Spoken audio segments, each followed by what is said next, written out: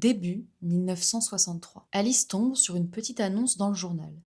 Recherche participants pour une expérience sur la mémoire. Lieu de l'expérience, l'université Yale. La date, dans 3 jours. Alice est curieuse et elle aime bien la science. Elle a envie de participer à la faire avancer. Alors, quelques jours plus tard, elle se rend à Yale et trouve la salle de l'expérimentation. Elle s'assoit, patiente quelques minutes, et là, un homme en blouse blanche arrive et lui tend une petite boîte. Il lui demande de choisir un papier. Elle sort un papier et lit ce qu'il y a écrit dessus, professeur. Alice aura donc le rôle du professeur dans cette expérimentation sur la mémoire. L'homme en blouse blanche l'amène dans une pièce, lui demande de s'asseoir et lui présente sur un papier des paires de mots qu'elle va devoir faire réciter à une personne qui aura le rôle de l'élève. On lui explique qu'elle devra signaler par correct ou incorrect les paires de mots qui seront bien ou pas bien répétées par l'élève. On lui explique également que l'élève à qui elle va donner les paires de mots se situe juste derrière le mur qui se trouve en face d'elle. Ils sont reliés par des micros, c'est-à-dire qu'ils vont s'entendre mais ils ne pourront pas se voir. Ce qu'Alice ne sait pas, c'est qu'en face d'elle, l'élève est attaché littéralement à une chaise par les poignets. L'expérience peut enfin commencer. L'homme en blouse blanche demande à Alice de donner les premières paires de mots. Les premières sont faciles, l'élève arrive aisément à les rappeler. Et puis quelques minutes plus tard, il y a une paire de mots sur laquelle il bute. Il ne se souvient plus du deuxième mot. Alice lui laisse quelques secondes pour réfléchir en se disant qu'elle n'aura pas à lui dire que c'est incorrect, mais malheureusement, il donne une mauvaise réponse et elle lui signale son erreur. À ce moment-là, Alice entend dans le micro qui la relie à l'autre salle un léger cri de douleur. Elle ne fait pas tout de suite le lien, mais plus tard, avec les nouvelles erreurs de l'élève, les cris deviennent de plus en plus forts et signalent une douleur de plus en plus grande. Au bout de plusieurs cris, Alice se dit que c'est quand même bizarre. On participe à une expérience sur la mémoire.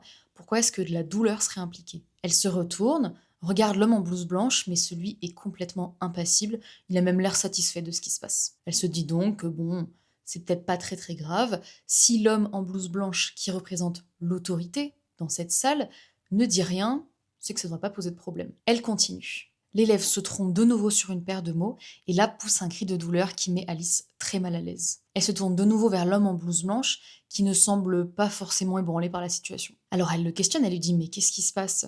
Pourquoi cette personne crie? Est-ce que je suis obligée de continuer?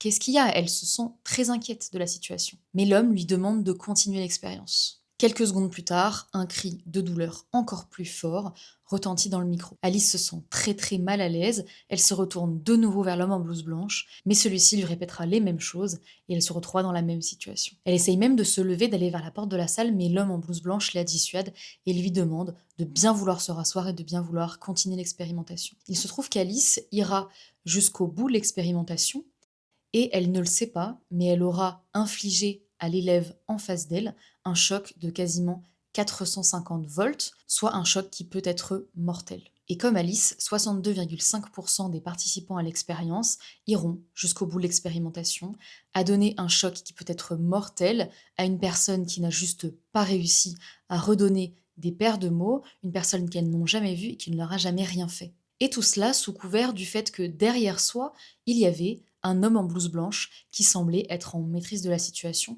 qui semblait finalement être l'autorité dans la pièce. Il est responsable de l'expérience, c'est un chercheur. Il porte en plus un vêtement qui prouve en quelque sorte son autorité, sa légitimité. Et à ce moment-là, toute responsabilité semble quitter complètement l'esprit de nos participants, puisque ceux-ci s'en remettent à l'homme en blouse blanche dans la salle. Bon, je dédramatise tout de suite. L'élève qui était censé recevoir les chocs électriques est en fait un complice de l'expérience. Il n'y a pas de choc électrique et les cris ont été enregistrés préalablement. Il n'y a donc personne qui souffre et la seule personne qui participe réellement à l'expérience, c'était Alice. Et d'ailleurs, l'expérience ne porte même pas sur la mémoire.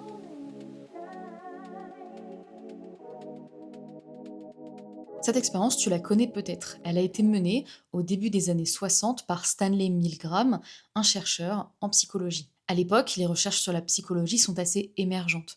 Il n'y a seulement que quelques années de recul pour étudier notamment la mémoire, ce qui en fait un sujet assez nouveau, et qui est à la fois intriguant et qui donne donc envie d'aller aider la science en participant. Mais il se trouve que cette expérience, elle ne porte pas du tout sur la mémoire.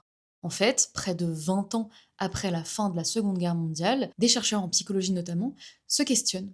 Ils se demandent comment des personnes normales, des personnes lambda, ont pu infliger des sévices jusqu'à être des sévices mortels à des inconnus qui sont finalement que des humains, qui nous ressemblent, qui ne nous ont rien fait, contre qui nous n'avons aucune rancœur, à quel point, en fait, l'homme est capable, sous couvert de division de la responsabilité vers une personne qui aurait plus l'autorité qu'elle, vont finalement eux-mêmes appuyer sur le bouton. Et dans l'expérience, ce qui est assez intéressant, c'est que, comme je vous ai dit, près de 62,5% des participants, soit quasiment 2 personnes sur 3, vont jusqu'au bout de l'expérimentation.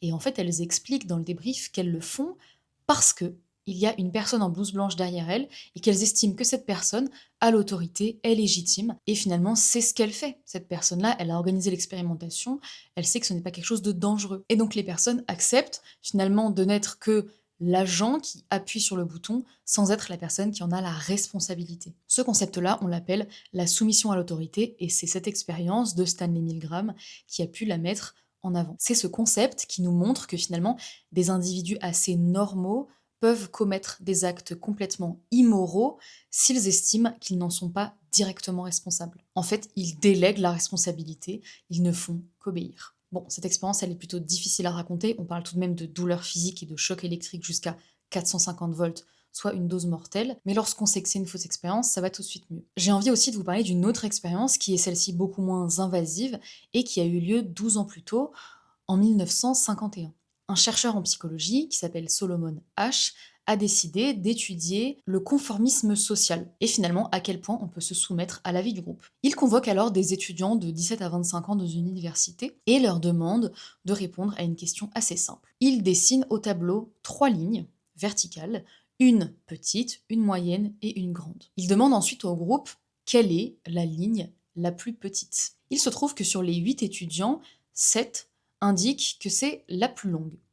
Et un étudiant est dubitatif, qu'est-ce qui se passe? Pourquoi est-ce que tout le monde répond mal à cette question? Puisque lui, il indique bien la ligne la plus courte. Sauf qu'au bout de plusieurs essais, au bout de plusieurs fois, où notre chercheur dessine des lignes plus ou moins longues, plus ou moins courtes, il se trouve qu'il y a toujours un consensus qui semble se former, sauf pour une seule personne. En fait, cette personne, c'est le seul participant de l'expérience. Tout le reste, c'est des complices. Et ces complices donnent délibérément une mauvaise réponse, puisque c'est là tout l'intérêt de l'expérimentation. Et alors vous allez vous dire, est-ce que la personne qui est testée, le seul participant à l'expérience, est-ce qu'il va finir par se plier au consensus? Eh bien, dans 37% des cas, le participant va finir par donner délibérément une réponse qu'il sait mauvaise, uniquement pour se conformer au groupe, pour ne pas être marginalisé et pour ne pas détonner dans le groupe. 37%.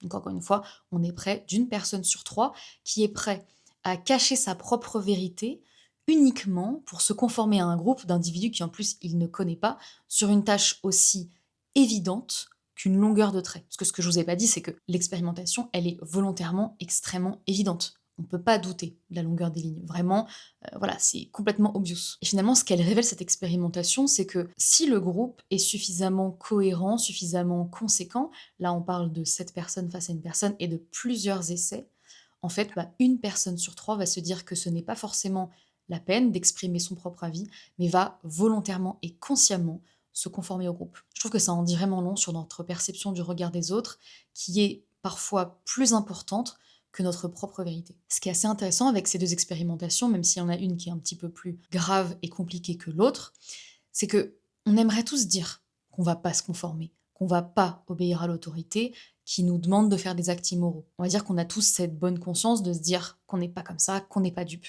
Sauf que, vous l'avez bien vu, 2 personnes sur 3 dans la première expérimentation et 1 personne sur 3 dans la seconde, et en fait se conforment. On leur a pas mis le couteau sous la gorge, on ne les a pas menacés de quelque chose, on leur a juste demandé, ou en tout cas on les a conduits à avoir une réponse qui satisfaisait les personnes qui faisaient l'expérimentation. Et à ce moment-là, on aimerait se dire que nous, on n'ira pas dans le sens de ce groupe-là. Et je pense que c'est quelque chose qu'il faut garder en tête. On a tous cette envie de plaire, de ne surtout pas déplaire, de ne pas être marginalisé, de ne pas forcément être l'original. Bon, ça dépend des situations bien sûr, mais en l'occurrence dans une situation comme ça. Et ce que je trouve intéressant là-dedans, c'est que on a tous envie d'être cette personne qui arrive à donner sa vérité, qui arrive à ne pas obéir et à finalement écouter plus sa morale et son éthique qu'un groupe de personnes qu'on connaît même pas. Et ce qui me fait aussi apprécier ce genre d'expérimentation, c'est que ça remet en cause des choses qu'on pense profondément ancrées.